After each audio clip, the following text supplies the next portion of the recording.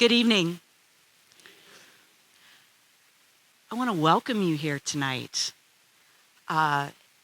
It's wonderful to see people in a theater again after the hiatus we've had. So thank you so much for being here. I'm going to tell a little, just make fun of myself for a minute I've been doing this forever at the Peace Center. I'm the president and CEO. My name is Megan Regal. 27 years into it now.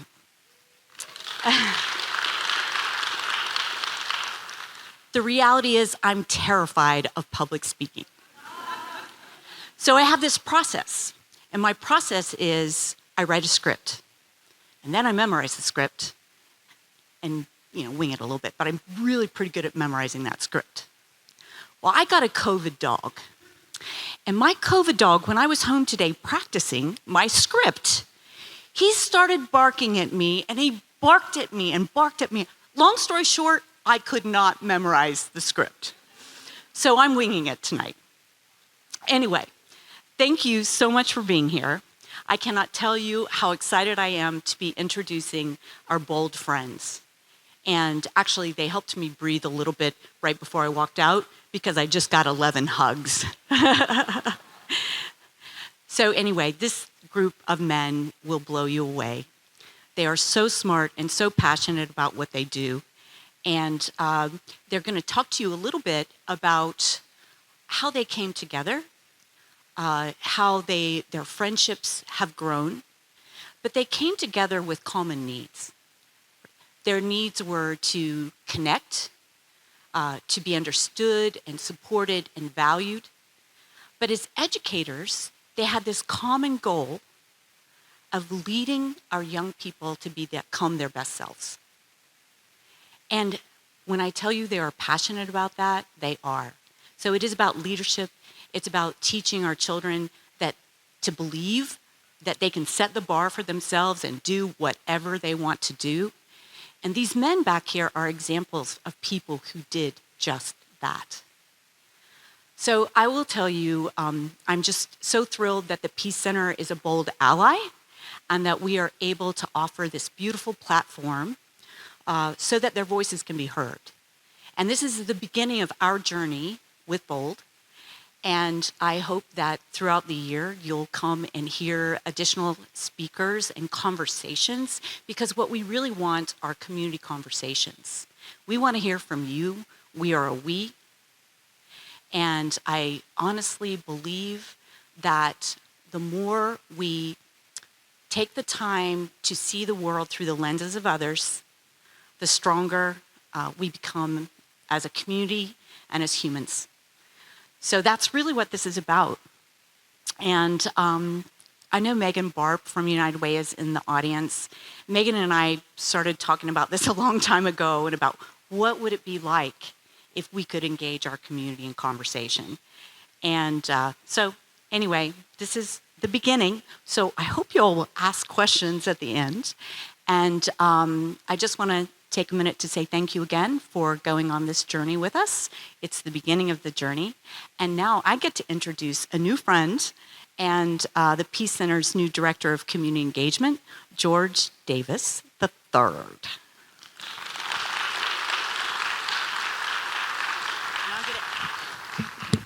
I'm getting a 12th hug. Thank you, Megan. And thank you all so much for being here. As Megan said, tonight is really the relaunch of our Peace Voices program, which really is about us creating a home for dynamic and insightful dialogue through artistic expression, through panel discussions, as you're going to see and experience with us tonight. But more than anything, it's really about elevating voices and stories right here in this community that we feel like just have to be heard. And certainly this conversation tonight with Bold is undoubtedly one of those types of conversations as we dive into the power of affinity. I would like to take an opportunity to welcome our guest moderator to the stage. His name is Dr. Sean Woodley, and Dr. Woodley has dedicated his professional career to education. He is a decorated K-12 teacher, university professor, author who has a deep passion and research have allowed him great success as an educator and an entrepreneur. He is the architect behind the educator movement, Teach, Hustle, Inspire. And he has written a best-selling book, MC Means Move the Class: How to Spark Engagement and Motivation in Urban and Culturally Diverse Classrooms. In both education and life, Dr. Woodley believes in having fun. He educates with love, enthusiasm, passion, and above all else, hustle. Friend to Bold and a brother of mine, Dr. Sean Woodley.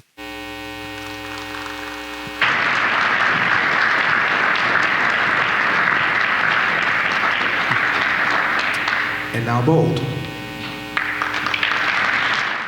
Challenging times produce opportunities for collaboration.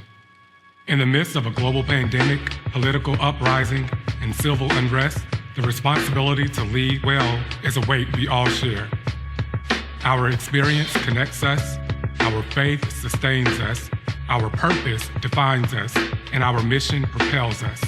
We strive to advance educational and intercultural development for leaders by providing participants with educational experiences, academic support, and organizational strategies for success. Our aim is to create bold leaders, to have mentorship, leadership, and networking opportunities from inspiring, educated, and innovative practitioners. Bold is a choice.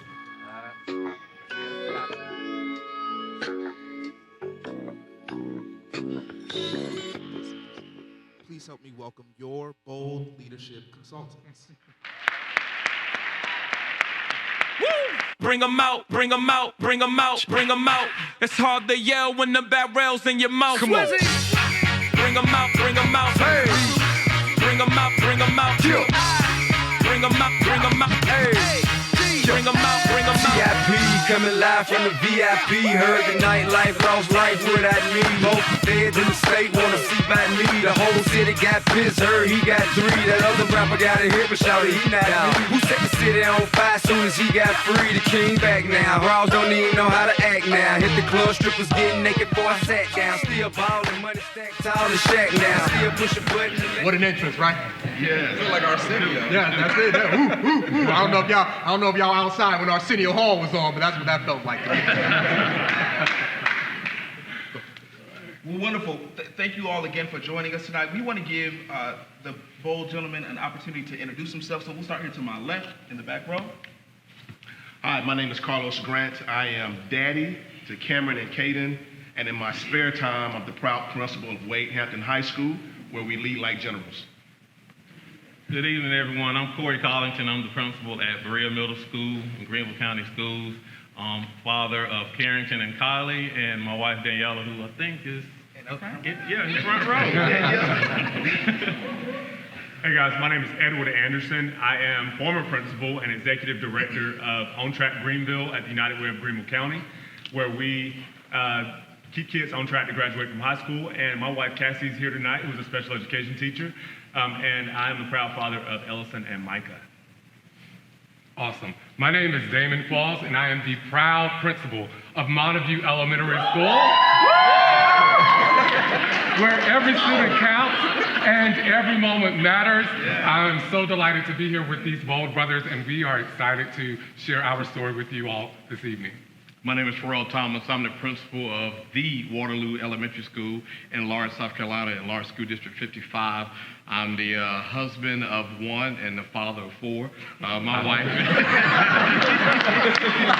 is a speech language pathologist for Greenville County, and I'm just excited to be here and to share the stage with these guys. Cool. Good evening, everybody. My name is Adrian Mace. I am the I love it. That's funny. I am the 7th grade administrator at Hughes Academy. I think I am one of the youngest, if not the youngest, administrator in Greenville County, except for one of my other favorite assistant principals, who is 25 every year. But I'm super grateful and humbled to be here. Awesome. My name is Christopher McCants. I'm the principal at Florence Chapel Middle School in Spartanburg, District 5. Thank you, sir. And I am in my 10th year as an administrator, 17th year in education, and I'm looking forward to this conversation tonight. I'm Wallace Cobbs, the principal at Welcome Elementary in Greenville, South Carolina, where we are welcome strong. It is my 2nd year there, and we are making tremendous gains with our students. I'm happy to be a part of this conversation tonight. Hello, everyone. My name is Leonard Galloway. I'm the principal of Glenview Middle School in Anderson School District 5. Thank you. I have two fabulous kids, Bradley and Addison. I'm very excited to be here with you all, and I look forward to having some great conversations with my brothers. Awesome. And there are two additional board members. Principal Dan Bruce, who is the principal of Travelers Rest High School, is under the weather this evening. And Assistant Principal of Malden Middle School here in Greenville, Mr. Edgar Henson. He is currently in the Assistant Principals Institute for Greenville County Schools. And anybody that's been through API understands that you cannot miss that. So he will be here as soon as they dismiss. Fantastic, wonderful. Well, gentlemen, let's jump right in. It's exciting to be here. Certainly, you all have been making some waves, right? I think that goes without saying. There was an article in the Journal this week. There's been other publications and magazines. But for our audience today, maybe who have not picked up on your story, Dr. Grant, how did this all get started? Well, actually, Damon Qualls is the better storyteller of this than I am. So I'm going to give this brother the shine and let him talk about the origin of vote. I appreciate that. Okay, so a little over a year ago, we all got together to celebrate the promotion of Dr. Anderson. He was serving as the principal of Tanglewood Middle School and was moving to become the director of On Track Greenville. And so we got together one evening, and for the first time, it was an opportunity that many of us had not had. Although we work in the same districts and are part of the Upstate, we had not been together in an informal setting. And we, of course, it was during very trying times in our country politically. Black Lives Matter came to the forefront. There were so many issues going on, and we, of course, are all building leaders. And so when we got together in that space, that affinity space, amongst individuals that look like we do, it was magical, to say the least. From that evening, we have been in constant communication. There has not been a day that has gone by that we have not been in some form of communication, whether it is encouraging one another, whether it is sharing best practices in terms of school leadership, or whether it's simply just going out and having fun. And so I would say 4 months later, after that initial outing, we realized that we had something special. And the first thing that we ventured out in doing was simply creating a collage where we all put on our school colors and stood in front of our school banners and murals and backgrounds and simply put a message out to the community to vote. And when we were able to get away with that, we were like, well, we should kind of press the gas a little bit more. And ultimately, we knew that we had something special and that we needed to formalize it. And so that's how BOLD came to be. We wanted to bring African-American leaders from all over the Upstate. We have representation from Spartanburg, Anderson, Lawrence, Greenville, all together for a common purpose, and that is to create a safe space, an open space to discuss diversity, equity, and inclusion. Awesome stuff. I think it is incredibly important to realize what you are witnessing here in real time. We have really strong leaders. We have strong Black male leaders, something that is extremely rare in education just from a numbers perspective. And so to have all of these gentlemen here representing their schools, and not only representing their schools, did you hear that support that they had? That is extremely exciting. Please just clap for that. I don't want to miss that.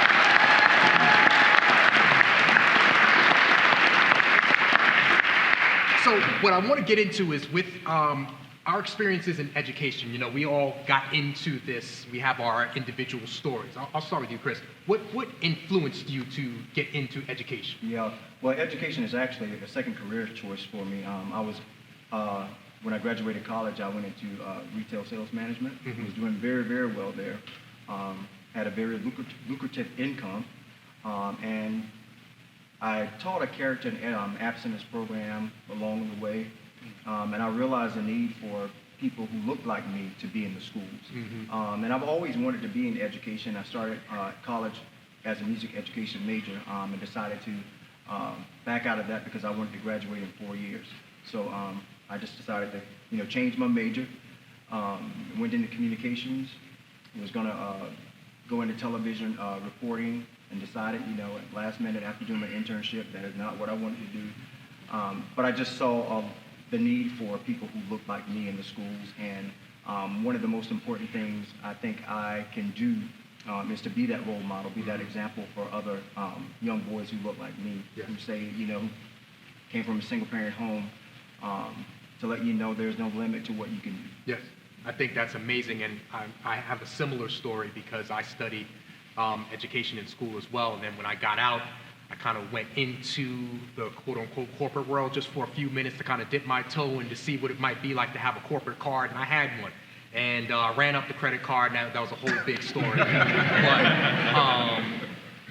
what I quickly learned after about 12 weeks is that I was miserable because I didn't belong there. And when I started to call around and get into a school, I felt like I was at home. Right. And that is really what this is all about, because each of us has a specific calling that we are assigned to do while we're here on this earth. What about you? Enlighten me. How did you get into education? So for me, man, I wanted to make some money, so education was not me. I heard that. Let's go a different route. Truly, but here we are. So for me, I got introduced to a program called Call Me Mister. Mm-hmm. Long story short, we have a summer internship where I was able to teach a group, 2nd through 4th graders. 3rd grade little kid, she couldn't do any type of math at all.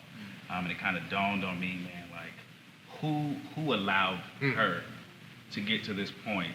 And, I guess I was just kind of in a place of self, and I think that's where I kind of opened up to saying, what, I can really make a difference in somebody else's life. 2, started student teaching, and I met this kid, and we would battle every day. It was a battle. Like, he hated to see me. I loved to see him sometimes. But, man, when I got my first job, and I went in, and I told my teacher, my cooperating teacher, she announced to the class, and he ran out of the room, ran down the hallway, ducked off in a corner, and was just crying. And so I walked, and I was like, "What's wrong with you?" And he said, "You can't leave me." And so it was in that moment to where I knew that I could make a difference again. And like, as you mentioned, a calling. Yes. That I can make a difference in somebody else's life. Wow. And it's kind of hard to change the minds of adults sometimes. So let's start when they're kids.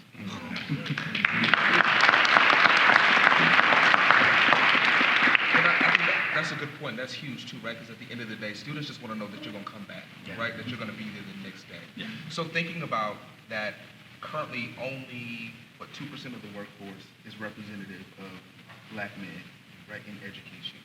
What do districts need to do to recruit, retain, and incentivize, right, education in order to get more Black males into the field? What are some of your thoughts and ideas? Well, there's a lot of things we have to do systemically, right? First, David Qualls always says this, and I think it's a great line. He says, "You can't see it until you see it." And so for young people who are thinking about pathways to employment and what they want to do, we have to show them that education is a viable career to go into. It's a worthwhile thing to do. A lot of our students are wannabe servant leaders. And so tapping into that at a very young age and giving them those exposure to educators and showing them who they can be is certainly always a good first step. But we also think we need to be very intentional in organizations about setting up really intentional pipelines for that. Having strong teacher cadet programs that start in middle school, that carry over to high school, having partnership with universities where we're going to not only support you going, but we're going to give financial incentives for you to be there. And then we're going to bring you back home to that district. We're going to allow you to come back into this pipeline and be there.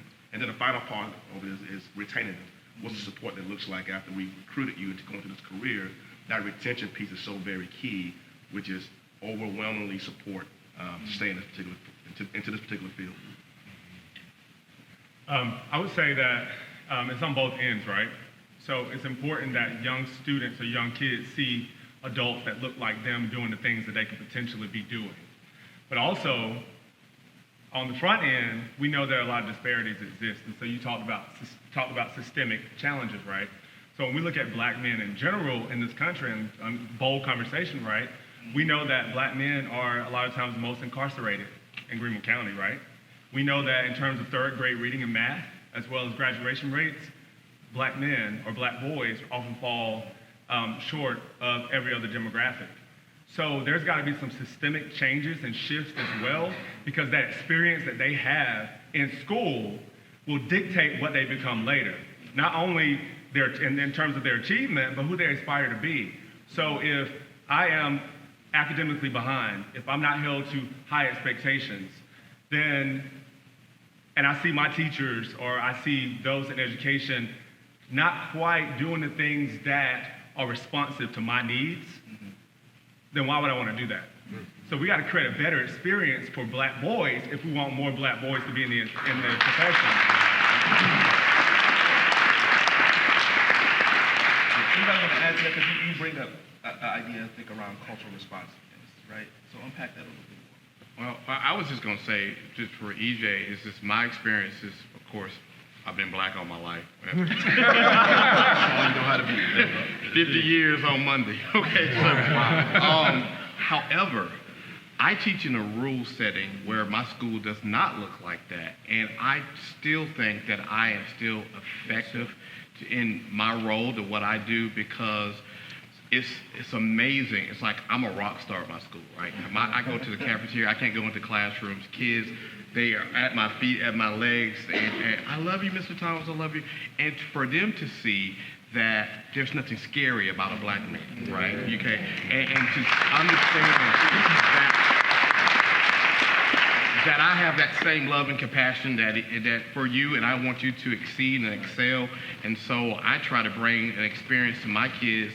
Just because you're in a rural setting doesn't mean that you too cannot be successful. That's right. So it's awesome. You know, one of the interesting things about this, just piggybacking off what the gentleman just mentioned, is a lot of times when I have conversations with educators about this, and I try to get educators that don't necessarily look like their students, when, you know, we're having bold conversations here, and sometimes that there are differences in the way we all make sense of the world. Not bad, just different. And what I try to help educators understand, especially working with populations of color, is that you have to think from that child's perspective. They're going through 13 years of school, and from kindergarten through 12th grade.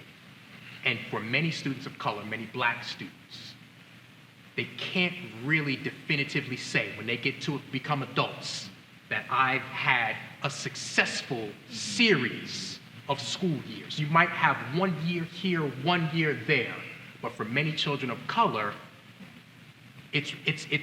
for me personally, I'm speaking from personal experience, I can count on one hand in those 13 years, how many years that I can say, well, this, you know, I really enjoyed 2nd grade, and 6th grade was a good year too.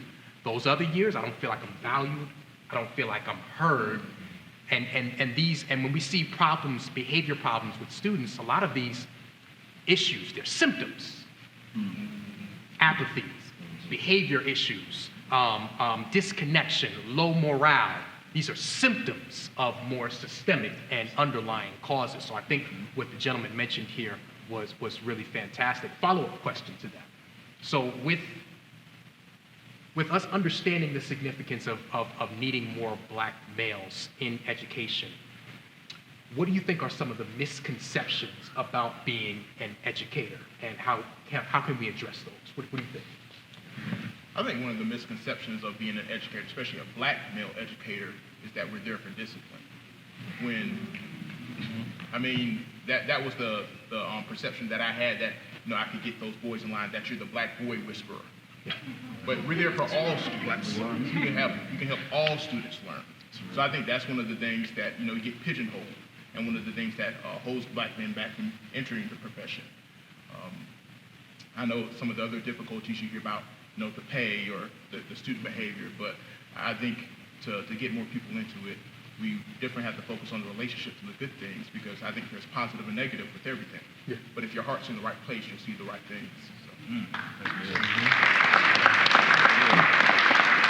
Linda, you want to pick up on that? Because you've been the administrator, I think, the longest, right? 12 years? I have been. Even though I'm not the oldest on here. But no, I Who would have. that be? I've had. I'm sorry. Who would that be on the panel? We're not gonna call it. His birthday is Monday. Let's go. But I don't look it.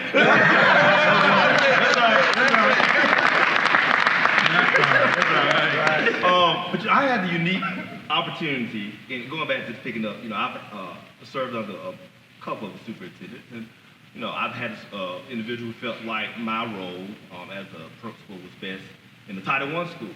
And granted, I love kids. The earlier question, the reason I came up an administrator is because on day one when I went to the teacher program, I knew I wanted to be an administrator because I can impact a lot of kids. But having been in the Title I school, a couple of years ago, I finally had the opportunity to go to a non-Title I school. And believe it or not, non-Title I schools have issues too. Say it again. But there's a misconception that is, and the opportunity for my kids, and I have a demographic of 30% African American, around 60 or so Caucasian, and I try my best to create a culture where everyone respects everyone. And you're fighting against things. You're fighting against social media. You're fighting against the news and things like that. And you're also fighting against the home life.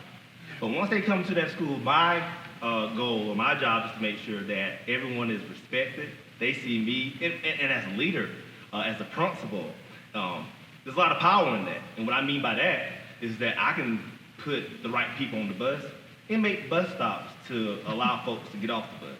And because as we're going back to those experiences that you were talking about, we need to be consistent in that kindergarten, first, second. And as a leader, I need to make sure I'm going to hire folks who are going to give that. And granted, that it's unfortunate that we have a low amount of individuals as far as minorities in education, but I want to hire the best ones.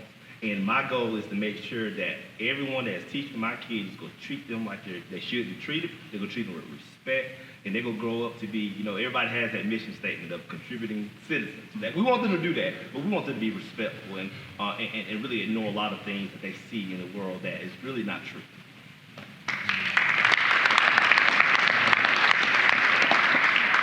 Let me ask you gentlemen this. Being, as you mentioned, power, being in such influential positions with your current roles as administrators at the building level and even at the district level, what are some of the risks and even the rewards of having a voice? Is there a risk? Do you feel that there's an elevated risk for you as opposed to someone else? If so, what might that risk be versus the reward? I'll step out. I'll step out. I can talk about the reward.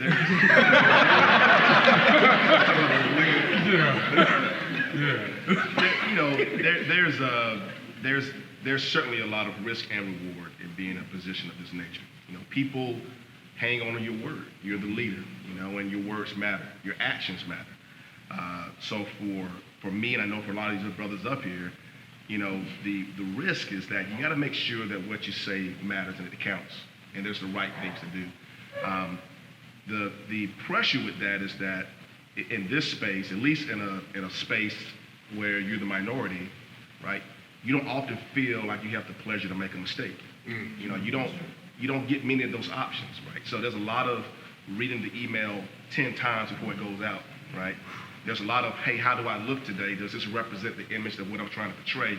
And a lot of times you can't just show up at who you are. You can't just be who you are because you have to fit a certain mold in certain spaces. And so the risk in being in that area is that you just don't want to, you can't make those mistakes because you feel like you're not going to be given that leeway of forgiveness. And that's why for me, I appreciate this affinity space because I can just show up and I can just be Carlos versus Dr. Grant. And it's very important. So that's a little bit of that, but it's certainly rewards from that as well. Other people can talk about that. And I can say, for me, I do recognize the fact that, a lot of my students, especially my boys, don't have, fathers in the home. And so I have to come in and really be intentional about those relationships that I build with each and every student in my school. And so it's always important for me to be that positive role model for them and not to really just, tear them down or to do something and be a man of my word, always speaking positive and having those positive affirmations, because a lot of times, they hang on to everything that you say. And if you really say something that's against them or it's something that's negative, they're going to hold on to that. I know for me, I always remember things that teachers and educators have said to me as an elementary student, and I'm 43 now. So it's important to really be that positive role model and really have those positive affirmations for those students. We're having bold conversations, and we know that bold is a choice, Joe. Bold is a choice. So I'm going to ask a bold question. All right. Let me ask you this, piggybacking off of what was just mentioned. In the workplace, do you feel you can show up as yourself? And how do you balance Carlos versus Dr. Grant? How do you balance the professional, the inside of work you versus the outside work of you? I will definitely take this one. Because I show up as myself all day, every day. So I am so fortunate to be at a school where we have created and maintained a culture where we celebrate diversity. And I think it starts with leadership. My leadership team, our teachers, they understand that it is a safe space. Let me share with you a little bit about my school. So we have the largest Hispanic population in our school district and in the state of South Carolina. Highest multilingual population. So we embrace all things diversity. We have to meet the needs of our students. So in terms of being at the helm, I make a safe space, create a safe space for people to ask questions and to learn. For example, my leadership team didn't understand why I needed to go to the barbershop every week. You don't have any hair. I actually do have hair. Like, let me teach you what a lineup is. This is what a lineup is. Or, having a safe space to talk about the African American church experience. It is very different from my white colleagues, but we're able to have those conversations. And of course, being at a Hispanic school, me modeling an appreciation of diversity by eating, their foods with them at lunch, bringing in local businesses that serve their foods, having appreciation days where teachers and students are able to reflect the various cultures represented in our building. So Principal Kafele says, is your school at its best if you're the principal, because you're the principal? And my answer every day is yes. Yes. Good stuff. I know for me, like just watching Damon's Instagram pictures and things, tweets and things, it has allowed me, and there's some other guys that we've talked to, it's allowed me because here's the thing. My mom, who's sitting in the audience, can tell you, my brother and whatever can tell you that when I went to school, when I was in high school, I wore a suit and tie and carried a briefcase like every day, like really. I mean, I had people, and then when my first year in college, I went to Baptist College, which was then changed to Charleston Southern, and everybody's like, are you gonna be a preacher? Like, no, because I dressed like that. I felt like being a poor kid growing up, for me, I felt good when I dressed up, right? So wearing a suit and getting dressed up, and so going to work in them and being that principal, right? It's like I feel like you have to wear a suit, but you know what? I don't do that all the time. I'll put on my J's, my hoodie. My kids love it when I come to school in my Crocs, and so something about wearing yellow Crocs to school. I really messed them up when I wore one yellow, one blue. They was like, oh my God. But they appreciate that, so I feel comfortable that I don't feel like I have to be extra. I can just be me, and that's enough. But you are extra. I am extra. You extra than me, but I am. I want to follow that question up as well, from an assistant principal standpoint. Whereas you're the leader of your school, you can kind of set that tone. There's a pecking order. Okay. However, I am extremely fortunate enough. My principal does not look like me. But he understands the struggle, and he understands what it means to truly embrace diversity. And our leadership team is great. We sit and we have conversations about our students and what that looks like, because our population is extremely diverse. So I do feel like I can go to work and I can be myself because I represent them, and I know that our students need to see that. So I am fortunate enough, and I don't want to step on any toes, but if the leadership doesn't believe in diversity, so on and so forth, It's not going to happen.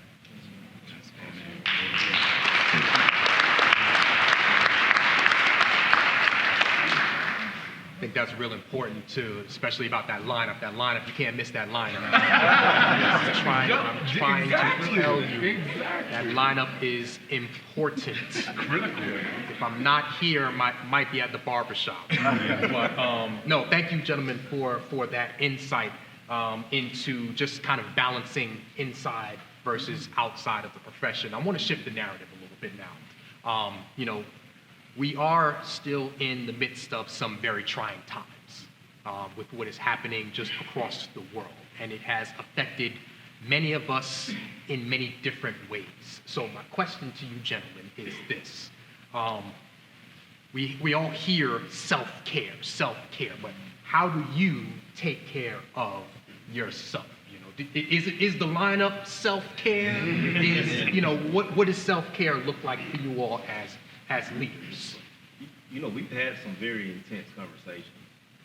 We talk about self-care, we talk about our families, then we talk about our jobs. We even have a conversation about therapy. Therapy is not necessarily seen as something strong for African American males.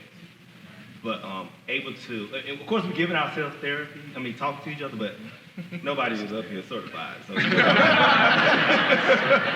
so we talk about actually going to a certified therapy. And being able to just open up and have that encouragement, and it's needed. And so that's just one of the things, I don't know, that was definitely one thing that those conversations I live and have with these fellas, my brothers, was something that, we support each other. We want, and there's not a crab-like mentality. Mm-hmm. We want everybody in here to be successful. And so in order for that to happen, you need to take care of yourself. And we encourage each other to do that. So yeah, we talk about our family, how to be better fathers, better husbands, better brothers. But just those conversation pieces, being able to have that safe space to talk about anything. Mm-hmm. And it's not seen. We've talked to multiple people through our conversations, and folks would love to have this. And they don't have it, but we have it. And they're definitely fortunate to have it. I think it's also important that you know yourself, and you know when you are beginning to feel that swell that, okay, things are beginning to get overwhelming. Mm-hmm. And at those times before it becomes overwhelming, you need to take that break. Probably about a month ago, I felt that swell for me. So I texted my superintendent and said, listen, I know this is short notice, but I need to take this day and this day off to get back to me. And he was very receptive to that, and he called and we talked a little bit, but leading through COVID has been just a different experience altogether. And where I felt like I was that administrator who would have it all together, I have this poker face, I can show, it was really beginning to wear on me. So one thing that I decided to do to make sure that I'm available for my students and my teachers, because I told my administrator, my superintendent, if I'm empty, I can't pour into anybody else.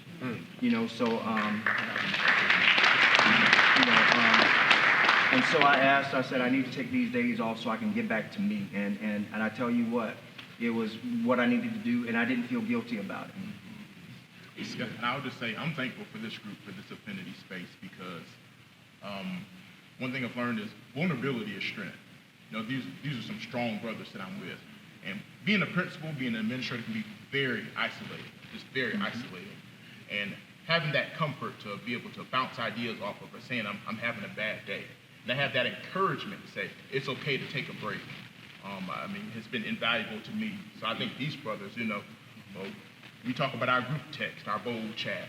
And, there's some days I'm going into work and I see somebody posting, hey, this is my day. I see a television and a book. I say, you know what, maybe I'm doing this wrong. But just that, that encouragement to say it's okay to take some time away. Or, hey, brother, let's go on a run. Yeah. I haven't made that run yet, but I'm going. We're not running with you. Encouragement is there. We walk up. let's get some context to that. EJ runs like 15 miles every morning. No. What is it? 20. 3 or 4 miles? That means the same thing to me. I don't know. He's inviting us out. He's inviting us out every morning. Like, come, let's go run. And we're going to come. When a break. We're gonna do it. I would add though, in terms of self-care, two things. One, this affinity space has provided for me the validation that I've needed and never received. Yeah. One of the things that we did in our last retreat day, for planning around Bold and things, we went around and shared why this group is so important to us. And one of the things that I shared out was that this group really provided me an answer to a prayer that I didn't know I had. I had. Ooh, write that down. Write that down. Write that down. Because I was raised in a house with women, my grandma, mom, aunts. So when I got older, of course, I didn't have a lot of male friends or male role models. I got in this group and was surrounded by all this brotherhood and this group of men who had similar journeys, were in a similar profession. And when I experienced challenges, for example, that no one talked to me about. As a principal, when I walked into my school building at 5 in the morning and went in the dark, I wasn't concerned about my students or my neighborhood or someone doing something to me. I was more afraid of like this cop who's gonna see this 20, 30-year-old black man opening up my school in the morning, so I can't be focused on thinking about my day and what am I gonna plan for. I'm thinking about, let me get in this building, make sure I have my ID, make sure I have all these things, because if I get stopped, will they believe me? So I need to make sure I have my ID on so I can quickly say who I am, not dig in my pocket. You know, when I come into this group, I can share that or not even have to share it. I can get right to the meat of it because they understand. Right. So it accelerates the conversations we're having. This group has been self-care for me in terms of validation, not just that, but a lot of things. And the second thing I would say is a close friend of mine who's in the audience is a mental health counselor. He shares with us all the time that self-care is not just about the spa day or a one-time opportunity, but it's how you live. It's the boundaries you establish. One of his key things is no is a complete sentence. So saying no is okay, right? And so I think in this group, we're able to talk about things, and then we're able to go back and enable us to say no, and not put that on our calendar, on our plates. We've already checked it out. We've got what we've needed to be able to feel empowered to say that. So,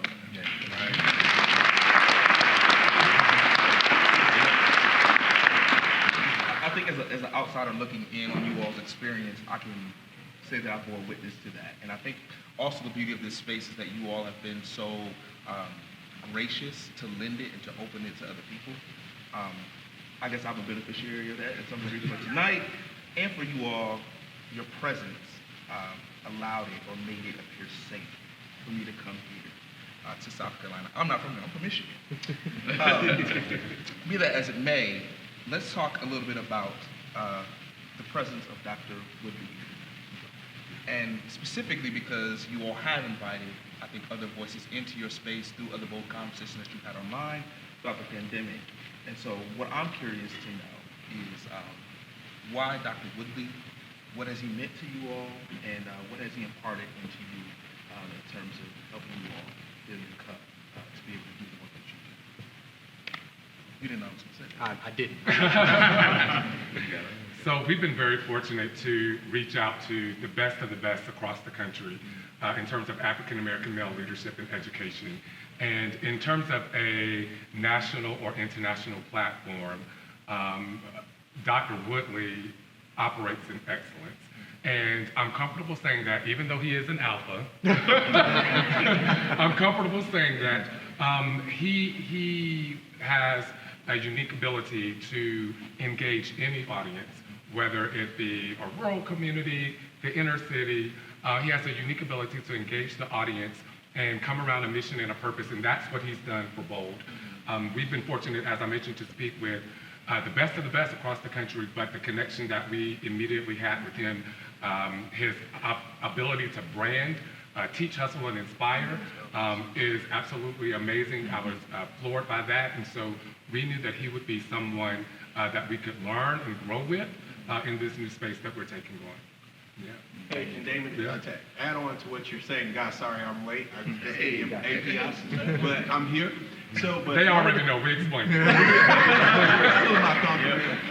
But one of the things that you said in our bold conversation when you were talking about how you do all of that you do that really, it transformed my thought process about what I'm doing, is when you talked about those things that are rubber and those things that are crystal. Yeah. The rubber things you can drop and it'll be okay. Yeah. But those things that are crystal, your family, your well-being, your self-care, those things, man, when you spoke those words in that bold conversation that night, that transformed my thinking. Wow. Because I was really, in being transparent, I went back, I was about to drop some things that were crystal. Wow.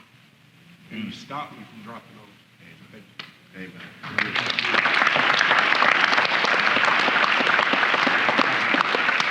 Appreciate that. Thank you all very much for inviting me into this space. Hey, we don't have any tissue on the stage. Dry it up. I appreciate that, seriously, and thank you all for inviting me into the conversation. I've been made to feel like I'm bold adjacent now. I'm going to call myself the 12th member. But thank you all for that. Continuing with this conversation just about affinity spaces, you all have perfected that model. What would you say to someone who doesn't have the benefit of affinity and feels alone as a person of color in their school? Well, one thing about this affinity space, Damon and I would get together before this group was established, and we would just get together and kind of just, iron sharpen iron. And I would ask him, I said, Damon, do you have anybody in Greenville County, since it's so big, that you can talk to, like, who looks like you, and he said, no. I was like, you don't have that? And so my thing was, in my district, we had established that for a group of us, in Spartanburg 5. And so I was used to having, just some people that I can bounce some ideas off of and just kind of vent to, what have you. But, when he found this space and he found the guys, I was really, really happy for him, because I understand how important it is to have that network, that connection with other guys, other professionals that you can actually vent, who actually understand what you're going through without judgment. So I would impress upon anyone who feels like it's lonely at the top. There are people out there who are just like you, who are feeling the same way. Just get out there and network, and make sure you find somebody that you can bounce ideas off of, because it really doesn't have to be lonely at the top. So just go out there and just research and find that connection, and I promise you it'll be make the world of difference for you in your career. One thing I'll add to that, what Chris is saying is, the other strategy you can do is contact both. Because we have, let me look at our shine for a moment and give us our credit. We really kind of put this thing together and really have established what we believe is a good model for what others can aspire to do in their own spaces. There's a lot of things you have to do. You have to establish trust and communication and honesty with each other, and be willing to be transparent, and all those things take good relationship building. It's important that I understand Pharrell's family and understand Gina, because Gina's part of Pharrell. I don't understand Gina. Right? And so we have a model that we're willing to share with others. We can help people kind of figure that part out. If you're a singleton kind of individual, trying to figure out where that network lies. We all have various networks among ourselves. This is not my first affinity group. Proud member of A5A, right? Which is its own affinity group, but not every member of Alpha is an educator, right? An educational leader, as like this is. And so it's just important, as Chris said, to reach out and network. We serve as a resource for that, who might want to think about that, and we offer that service. I think that's important. I was talking with EJ before we began with just this model of what this has done and how this trickles down into the individual schools. You can see the benefit, because what you're witnessing here is not just people who are connected professionally. These have blossomed into personal relationships and connections that literally infuse each area of their lives. And And with just them having leadership positions at different schools in different areas and different parts of the state, what would that look like to have that same benefit at the school level? And the school level leadership team, could you imagine a school level leadership team with this type of connection and affinity and what that might do for those children that they serve? So Hashtag Montague moment. The Waterloo way. Montague moment. So I think the model that that they've created here can serve many different purposes, and with the idea of affinity and relationships. I'm a researcher. I read a lot, and I came across some interesting research about connections and depression. I was studying those things, especially with everything that we're going through. And one piece of information that I found was some research done in the 90s, and it basically compared somebody who felt isolated and alone to somebody who felt connected to others.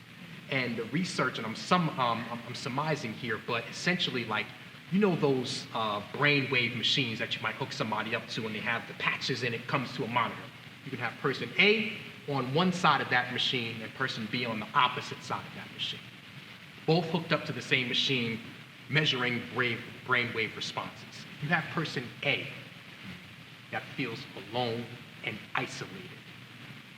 Their brain pattern and emotional reaction, physiological response, will be almost identical to person B if I went up to him and punched him.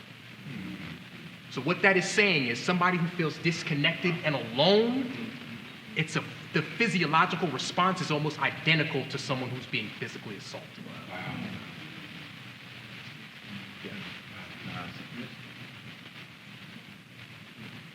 Wow. Okay, you just gonna leave it right there? That's a mic. Leave it up there. Just think about that. Yeah. But wow. I say that because, truth be told, that is how some of us have felt. Mm-hmm. Truth be told, we're having bold conversations here. That's how some of our students feel right now. Wow. In our classrooms each and every day. Having an even bolder statement, I was one of the teachers that taught in that way, because I fit into the model of who I thought I was supposed to be. I came in, when you talked about educators kind of fitting into that disciplinary, I felt that I was supposed to be that for my first 2 years teaching. I taught that way. And I created isolation and fear in my classroom. I learned better though. Good stuff.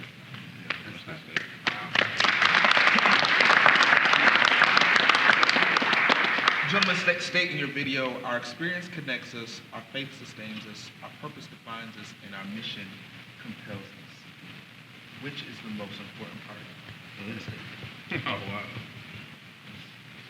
Our faith sustains us. We love the Lord. He heard our cries. He hears our every groan. His strength is made perfect in every one of our weaknesses. In between any session that we have, we're always praying.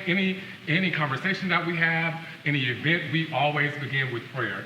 It sustains us. Our faith sustains us. All of us grew up in the church. Yes, absolutely. There is no way that we could do what we do in the manner in which we do it, where we do it, and how we do it without a strong faith. But the Lord. Yeah. You had something? Oh no, we just giving God praise. Yeah. I would say that I think some of the most powerful moments we've had as a group has been when we've gone to church together. Yes. And we've worshiped together, and I've been on a church tour lately. Yeah, we went on a church tour. But we have a lot of time. We can cut up, we can have fun, but we know who God is, and we know how to pray. And even before we came out, we prayed. Yeah. So I think the faith that sustains, I think that really is powerful for us. That's the glue that holds us together. Yeah, I really we. So there's one day somebody decided to rank us from who goes the left the furthest and fastest or whatever, and whoever. And Corey's upset because his number, but he knows his number. But Carlos and I have been labeled 1A and 1B. And yeah, he's 1A. Okay. But anyway, we crack jokes, have a good time, but when we're really serious about situations like that, I have a friend, and I'm in a text group with some guys that this guy sends out a Bible verse every morning. So I didn't take that Bible verse, and then I add a prayer to it, and then I send it to my family, and then I send it to all of these guys every morning. Every morning. And that's how, whether we talk and then we, like Wallace is saying, we'll know, like, listen, anybody heard from Wallace? We heard from Wallace. Where's Wallace? So we take, where's Wallace, or where's Adrian? Well, you know, some of them, we have a thing, Marco Polo. Some of them are polo peeking. They looking at the polo, but not saying anything. Does anybody know what Marco Polo is? Who's using Marco Polo right now? We use Marco Polo every day. We love Marco Polo. Yeah, we love Marco Polo. But it's, that saying that our faith sustains us is probably the single most important piece of what we do. And it's probably what has kept us, because let's keep it real as well. We don't always get along either. Mm-hmm. There's always some things or some disagreements or how something said or what was said, and what somebody owed me some money. What color tie are we supposed to wear? You don't wear it. You don't wear it. You know what? I really am a better person because of this group right here, but because Lord has brought me a mighty long way. All right, so I came in here with a red tie. I went to the front. Well, I was told yesterday I could wear a blue suit and any color tie. All right, so I went to the back. I came back to the back. What's waiting for me? This tie right here. Oh, he heard it from me. That tie red. And I didn't get mad either. God is good. We laugh and we joke a lot, as you can see, but there really have been some very trying situations that we faced. I think one of the most critical moments for me when I realized that this was a really special and unique space is when Pharrell got COVID.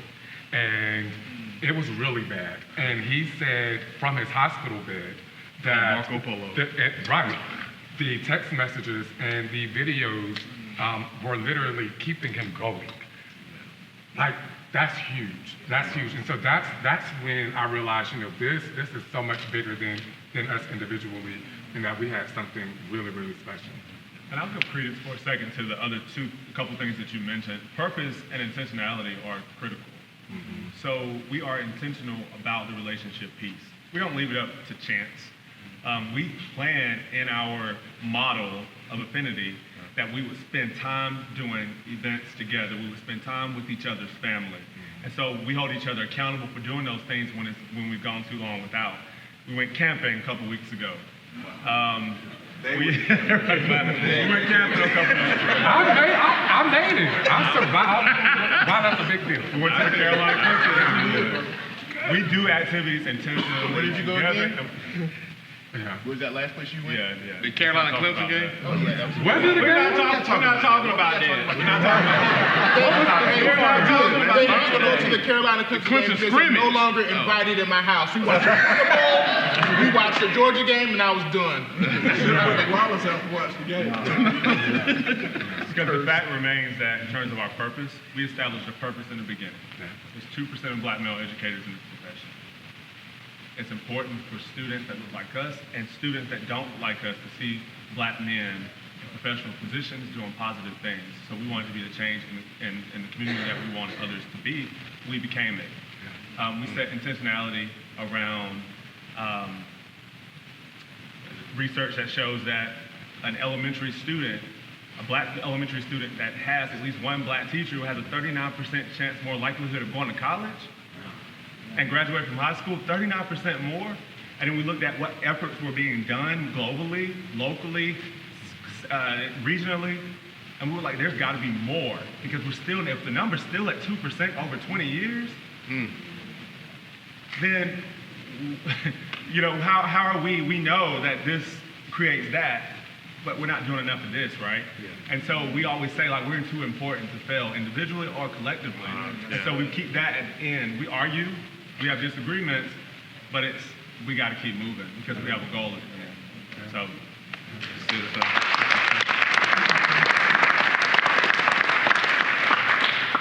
and so with that, obviously that's got some notice. You all were recently inducted into 100 Black Men of Upstate. Talk about the significance of that recognition. Well, that's huge. 100 Black men have been around for decades and are known around the world. And so to receive an invitation from that prestigious organization that recognizes the work that we're trying to do is monumental. The goals and the mission of that organization matches what we aspire to do as well.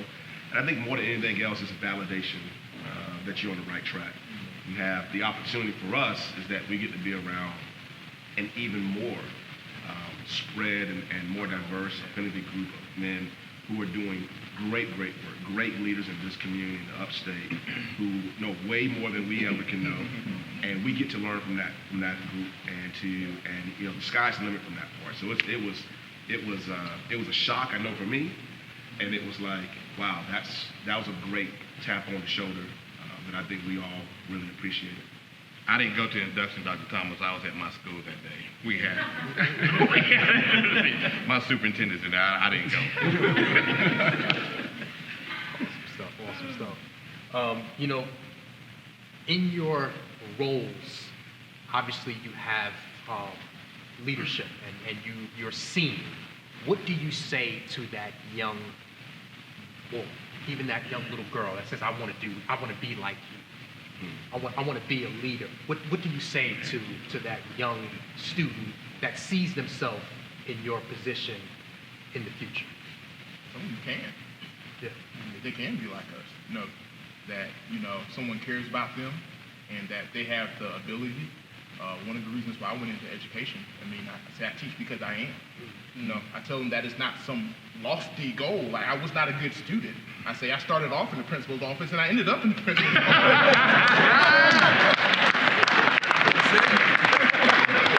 That's all right, Lon. So I'd say that's an attainable goal, and I encourage them to reach those goals. Part of the things that I like to do as a principal and as a mentor is teach them about goal setting. As a teacher, I've done various clubs with young men of any race and just talk about goal setting. What is short-term goal setting? What is long-term goal setting? And how to measure those goals. So, always have that encouragement. I think that's we talk about one of the biggest rewards of the position.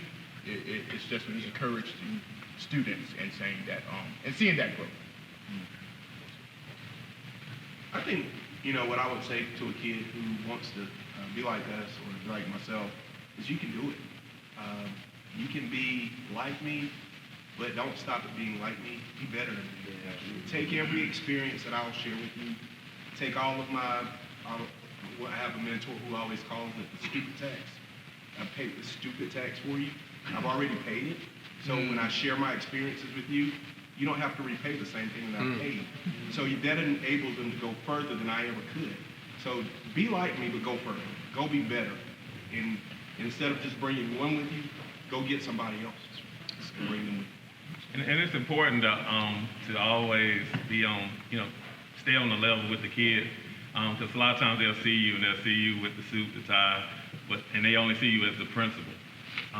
I know for me, I've always tried to have those relationships with the kids, even those kids that feel like they can't do it or, they're, dealing with all types of trauma at home. I was that kid that was always in the office, like Wallace. And I would always have, people telling me that I couldn't do it and I was not going to be worth anything. But that's why it's so important for me when I have those conversations with students and say, you can do it. You can be, I was just like you. I was that kid that stayed in the office. I was the kid that got in trouble. I didn't make straight A's.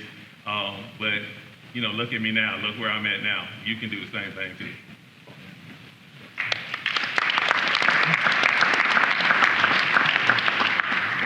Well, it wouldn't be a good time with you all if we didn't have some fun. We've been laughing and cackling and cracking jokes all afternoon. Yeah.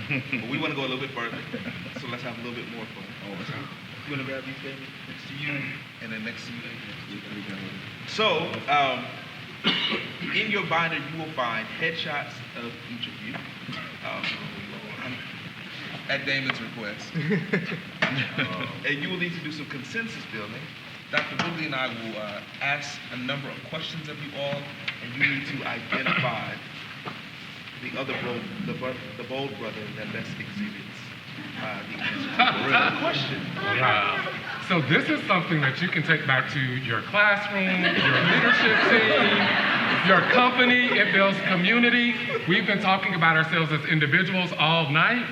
This is going to give us an opportunity to celebrate and recognize and honor each other.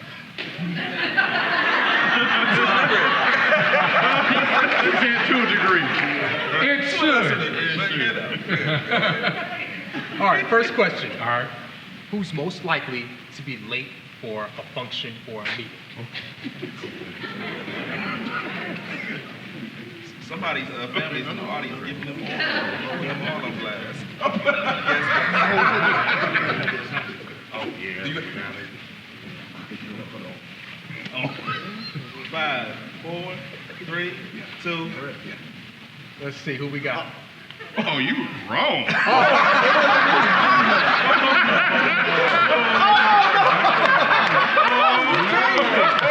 Oh, you know what?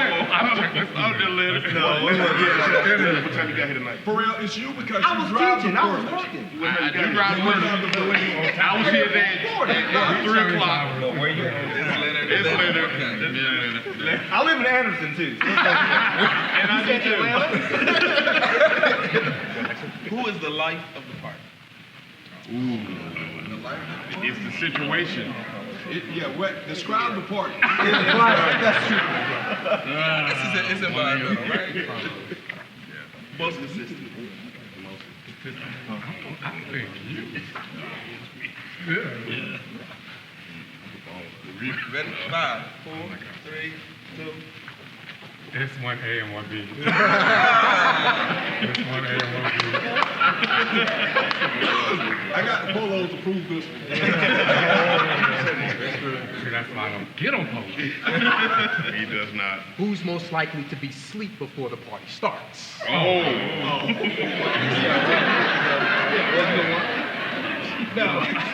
And 5, Wait a minute. 3, 2, hold them up.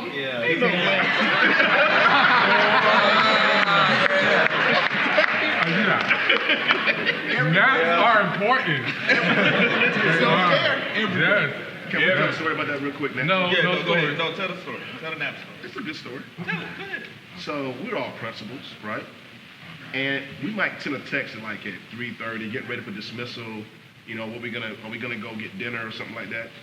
This guy doesn't respond back because he takes a nap every day at 3:30. Is it 3:30 or 4 o'clock? I'm mad you put my business out. No comment. Naps are important. It's self-care. It's self-care. There you go. And then when you wake up, you can go even harder. And then what?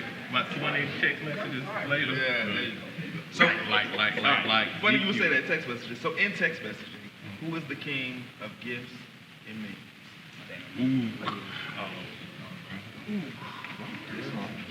He uses his all the time. Who sends the most gifts or memes via text? Y'all know who that is. Show your picture. Oh, yeah. Oh, damn. Oh, damn. I'm changing mine. Yeah, that would be Dan. Yes. I agree. I'll change mine. TikTok master. Right. Who would you say amongst you is the peacemaker? Peacemaker.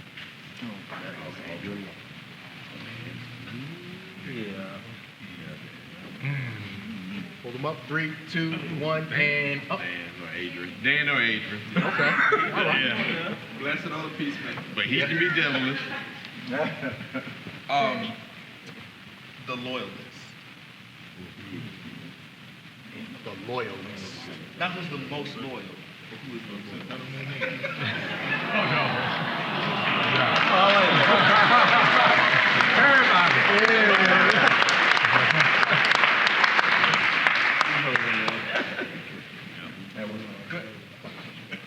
Well, you trying to cause division. Right. let me throw a random question out there because we do have 12 gentlemen that are quite exquisitely dressed, if I do say so myself. Who's the flyest? Who would you say? I think y'all are learning something about what's not being asked. You do learn more that way. Okay. Everybody else. I disagree with that. I love it. Cool. Well, we thank you guys. We want to wrap up our time kind of with a final question, if you will. Take a second to think about it. But what has been the greatest reward of beginning bold, and what do you hope for in the future? Are we all answering that, or are you just picking a spotlight? Let's do rapid fire. Let's do a quick answer. Okay. I start.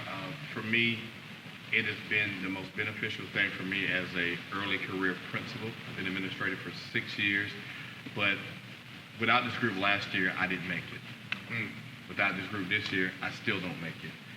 And so the most benefit is that infinity space, and that bond, that iron sharpens iron is probably the most critical thing. And so I look forward to continuing to do that and be a visible part of the community where we can continue to spread our boldness and our intentionality of being the best, and also getting other kids and people, students, teachers, anybody to realize that they too can be the best as well. Going along with that, I'll say for me, just confidence.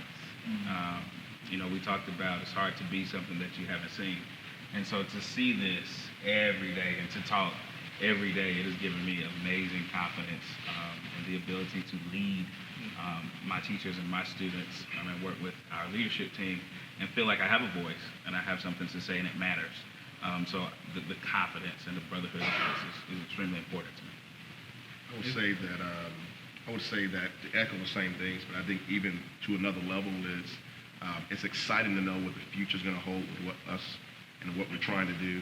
The fact that you have this affinity space that started this way, strong leaders, but now we're moving to an avenue of where we're able to share best practices and good works with other individuals and organizations through our consulting work. And that's exciting. That's really, really exciting because we don't have a lot of that in this educational space that exists like this. There's certainly individual consultants, right? Dr. Sean Whitley, right? But having a group of individuals like this that can give consulting work to school districts, help universities recruit talent for the pipeline we're discussing tonight, is exciting. It's not only our own personal professional growth, but now we see this wide vision of how this can matriculate to others. And so bold is a choice. I'll say for me, it's definitely been the brotherhood of being, around these guys. This is my 8th year as a principal, and I will say that, there's days when I'm just, frustrated. There's days when I may have questions about something that I've never done before, a situation I've never handled before, and I can pick up the phone and call any one of these guys, and they'll hear me out and give me advice, pray with me, having those conversations. And so it's been pleasure just being around each one of these guys, and I definitely see the future bright for us. For me, it's vulnerability and self-discovery. Those are my two takeaways from this group. I feel like I could call any of these brothers at any time of the day or night to talk about anything, and they will open up and be vulnerable with me so that I can reciprocate. And so that has led me really into who I am, right? That's on this journey of self-discovery like I've never had before. And so now I'm on this journey now of becoming the best version of who I am, not who society wants me to be. And I think it was only because of this group and knowing I have my trusted 11, right, to be able to do that with. I would say for me, kind of piggybacking on Adrian being an aspiring principal, is that confidence piece. Just to walk in the room, it's like now when I walk in the room, I don't walk in by myself. I got these guys with me, and I can dare to dream to be a principal now because I'm amongst principals. Like the 100 Black Men motto is, you'll become what you see. I'll become what I see. There have been things that I've shared with these guys that I haven't shared with individuals in my family, in my friends. Now, I've only known the majority of these guys since December of last year. And it was rapid, the trust, and being able to, and we were able to do so much within a year's time, there's no telling what next year is going to look like. And I'm excited about the journey. I think for me, it's been being a part of a safe place, of intelligent Black men, who aren't afraid to show that intelligence. So for me, it's just been very cathartic to have these guys in my life. Again, vulnerability for strength, and this is a strong group. So that's the part that I take from it. The big reward is not being isolated, being able to have a group that I can count on, depend on each day to make me laugh, to foster growth. And, I'm excited for our schools because, one thing I learned is, not only just Welcome Elementary School, but there's parts of Montague and there's parts of Waterloo, there's parts of Denview. So I'm excited the way it's affected my growth as a leader. So I think that's one thing that I take away from and cherish. I think it's important to, as I mentioned in the beginning, recognize what we're witnessing here, because I think you all can agree that something like this is beneficial. Would you agree?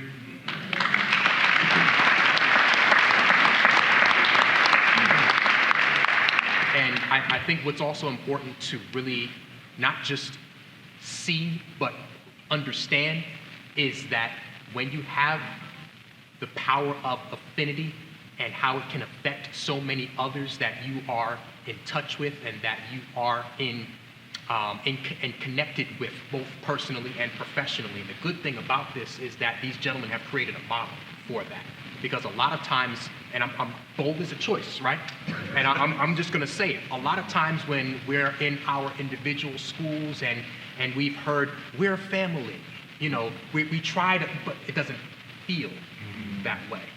These gentlemen have created something to give structure to that you could take back to your individual schools and your individual organizations to really give that family saying something behind it. Does that make sense? So please, what they've created here, don't let this just be something that you say, oh, that was a pretty good conversation and go on about the rest of your of the rest of your time without really taking advantage of what we're witnessing here. We're trying to shift cultures here. We're trying to shift schools. And more importantly, we are trying to impact the educators in these buildings and the babies that they teach. Because not to sound cliche, but these children, they are our future. We have to teach them well and let them lead the way. Show them all the beauty they possess inside. Oh, proud. Gentlemen, you guys are certainly a treasure, something very, very special. And we are so grateful. I think the Upstate is a better place because of you all. Our education system certainly is. And so thank you so much for your time tonight, but also just for what you've committed to amongst each other to create that we can all bear witness to here in this room. So ladies and gentlemen, Bold Leadership Consultant.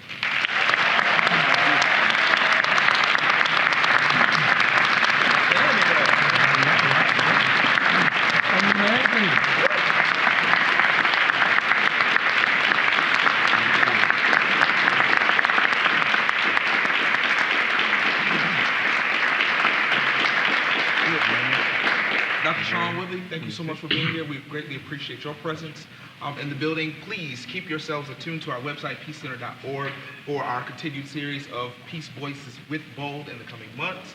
It's going to be exciting. It's going to be exciting. It's going to be a good time. And certainly you'll get to hear more from these gentlemen as they step out and lead the next conversations in this series. So thank you so much for joining us this evening. Please have a good time out in the lobby for a networking and reception hour afterward. And you can follow Bold where? Hashtag Bold as a choice. Bold as a choice. We got two events. We got two events coming up. One at Cycle Bar on December the 12th. 11.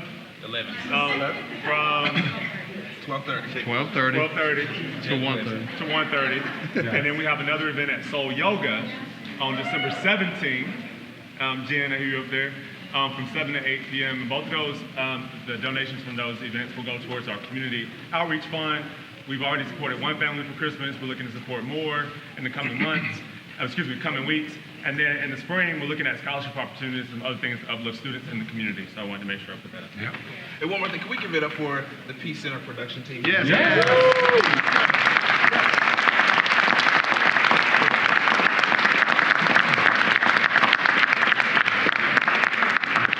Have a wonderful evening. Thank you so much. Thank you.